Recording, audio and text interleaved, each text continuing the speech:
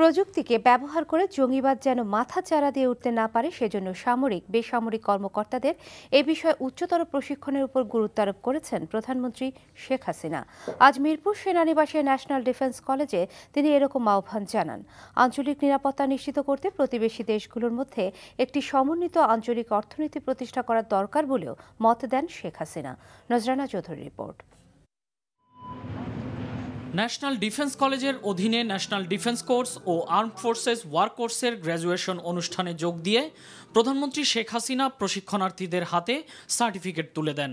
এ সময় প্রধানমন্ত্রী দেশ পরিচালনার বিভিন্ন সমস্যা ও সমাধান বিষয়ে কর্মকর্তাদের দিক নির্দেশনা দেন।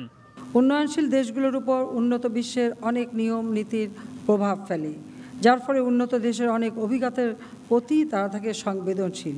এই পরিস্থিতিতে উন্নয়নশীল দেশগুলোর অর্থনীতিকে বহুমুখী ও শক্তিশালী করার জন্য নিজেদের মধ্যে ক্রমবর্ধমান অর্থনৈতিক সম্পর্ককে আরও সুদৃঢ় করা একান্তভাবে প্রয়োজন।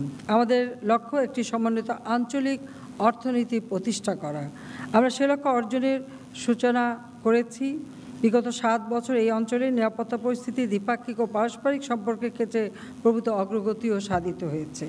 বাংলাদেশ সশস্ত্র বাহিনী ও বিদেশি রাষ্ট্রের ব্রিগেডিয়ার জেনারেল সমমর্যাদার কর্মকর্তাগণ এবং বাংলাদেশের বেসামরিক প্রশাসনের যুগ্ম সচিব পদমর্যাদার ৭৬ জন কর্মকর্তা এবছর ন্যাশনাল ডিফেন্স কোর্স শেষ করেছেন। আর বাংলাদেশের সেনা, নৌ ও বিমান বাহিনীর কর্নেল এবং লেফটেন্যান্ট কর্নেল পদমর্যাদার ৩৭ জন কর্মকর্তা AFW কোর্স শেষ করেছেন। জাতীয় নিরাপত্তা নিশ্চিত করতে শুধু নিজের দেশ নয়, আঞ্চলিক স্থিতিশীলতা নিশ্চিত করাও জরুরি বলে উল্লেখ করেন শেখ হাসিনা। সাম্প্রতিককালে আমরা যেটা অনুধাবন করছি, যেমন জঙ্গিবাদ, সন্ত্রাসবাদ, নানা ধরনের ঘটনা মাথাচাড়া দিয়ে উঠছে।